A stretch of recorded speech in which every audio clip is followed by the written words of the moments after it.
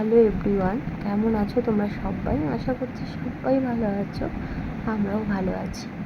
ছোটো মেয়ে স্কুলে গেছিলো, স্কুল থেকে চলে এসেছে আর ওকে স্নান করে বিছানা গুছিয়ে কিন্তু ঘুম পাড়িয়ে দেবো এখন। আর বড় মেয়ে স্কুলে গেছে, আর যতক্ষণ না ওরা স্কুলে থাকে তখন কিন্তু একদম আমার ঘরটা শান্ত হয়ে থাকে, কোনো আওয়াজ নেই। আবার যখন দুজনেই বাড়িতে থাকে পুরো ঘরটা আওয়াজে গম গম করে। আমরা মায়েরা এমনই, যখন বাড়িতে না থাকে তখন মিস করি, আর যখন বাড়িতে থাকে তখন বকা দিই। দেখো এখন কিন্তু ওকে ঘুম পাড়িয়ে নিচ্ছি, আর এখন যদি না ঘুমায় না তাহলে কিন্তু রাতে কিন্তু আর পড়তে বসবে না। আর একটু হালকা ঠান্ডা পড়েছে, ফ্যান চলছে, সাথে কিন্তু একটুখানি কম্বলও দিয়ে দিলাম। ওকে আমি টাটা করে এখন আমার কাজে আমি চলে যাব। আমার ওইদিকে রান্না আরও অন্যান্য ঘর গোছানো, জামা কাপড় গোছানো সবটাই কিন্তু পড়ে আছে।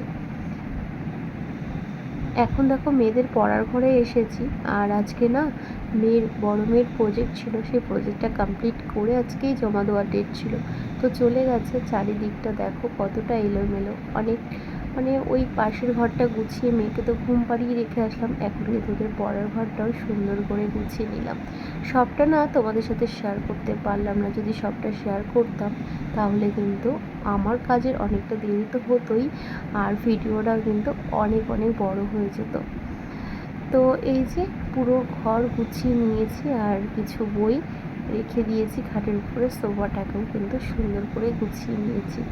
এরপরে যাব আরেকটা ঘরে, সেখানে জামা কাপড়ের ঢল পুরো দেখতে পেয়েছো, ভয় পেও না, এক্ষুনি সব গুছিয়ে নেব।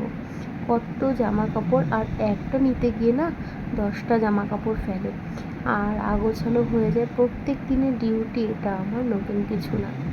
তো এই যে সুন্দর করে ঘর মুছেও নিয়েছি, গুছিয়েও নিয়েছি। আলনাটাকে যতটুকু পারলাম সময়ের মধ্যে ততটুকুই গুছিয়ে নিলাম, আর ঘরও সব মোছা হয়ে গেছে। এই ঘরটা এখন বন্ধ করে দিলাম, আর এরই মধ্যে না মেয়ে কিন্তু আমার একদম ঘুমিয়ে পড়েছে। তো আবারও দেখতে আসলাম যে ও কী করছে।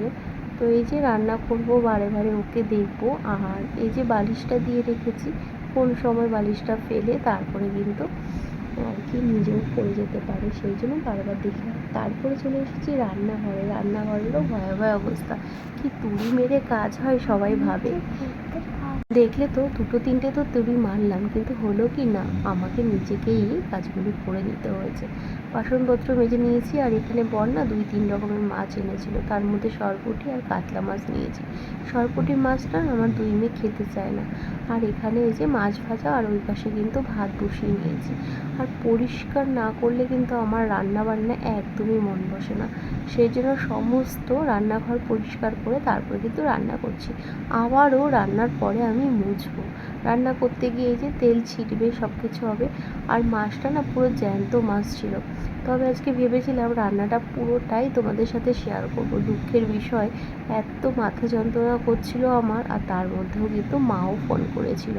তো আমার মনে হয়েছে ভিডিওর থেকে বেশি ইম্পর্টেন্ট মায়ের সাথে কথা বলা, তো সেই জন্য কিন্তু মায়ের সাথে কথা বলেছি। তোমাদের সাথে কিন্তু পুরো রান্নাটা আমি আর শেয়ার করতে পারিনি। এই রান্নাটা করেছিলাম আমি আলু দিয়ে আর শিম দিয়ে, ধনেপাতা কুচি দিয়ে, ব্যাস। আর এইদিকে দেখো রান্নাবান্না তো আমার কমপ্লিট হয়ে গেছে। যখনই মায়ের সাথে কথা বলা শেষ হয়েছে তোমাদের সাথে শেয়ারও করে নিলাম। একদম সন্ধেবেলায় চলে এসেছি, তো দুই মেয়েকে নিয়ে পড়তে বসিয়েছি, আর মাথায় দেখতে পাচ্ছ চুপচুপ করে তেল দিয়েছি। এত মাথা যন্ত্রণা করছে কি আর বলবো, মুখ চোখ দেখেই বুঝতে পারছো কতটা শুকনো লাগছে। ভীষণই মাথা যন্ত্রণা করছিল, আর আজকে না তোমাদের সামনে একদমই সামনে আসার সময় পাইনি। আর এই যে অবশেষে সন্ধেবেলায় সামনে আসলাম, দুই মেয়েকেই পড়তে বসিয়েছি।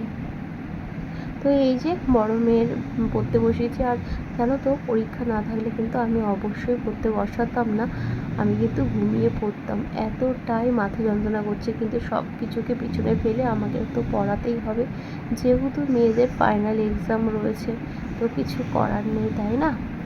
মেয়েদের তো ফাইনাল এক্সাম না, মনে হয় যেন আমারই এক্সাম, এতটা টেনশন কাজ করে কি বলবো।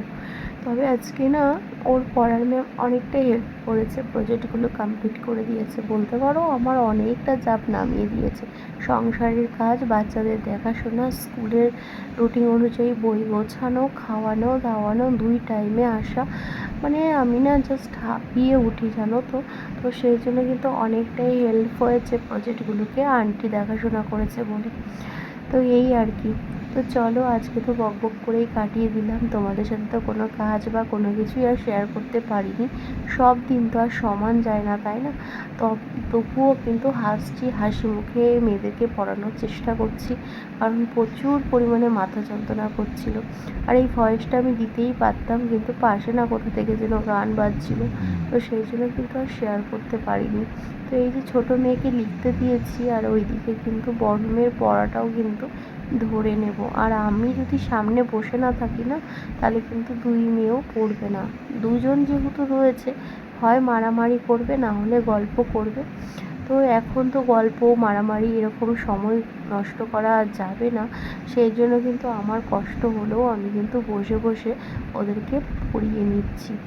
ফাইনাল এক্সাম বলে কথা, একটা নাম্বার যদি না পায়, ভালো নাম্বার যদি না পায়, তাহলে পরের ক্লাসে যতই পাসটা তো বড় কথা নয়, পরের ক্লাসে উঠবে, একটা সুন্দর নাম্বার নিয়ে উঠবে। তো এটাই তো আমরা মায়েরা চাই, তাই না? তো এই আর কি, ফার্স্ট সেকেন্ড থার্ড নাই বা হলো, কিন্তু একটা সুন্দর নাম্বার যাতে পায় সেটা তো আশা রাখা যেতেই পারে। তো চলো আজকের ভিডিওটা না আর বাড়াচ্ছি না, টাটা সবাইকে, সবাই ভালো থেকো, সুস্থ থেকো।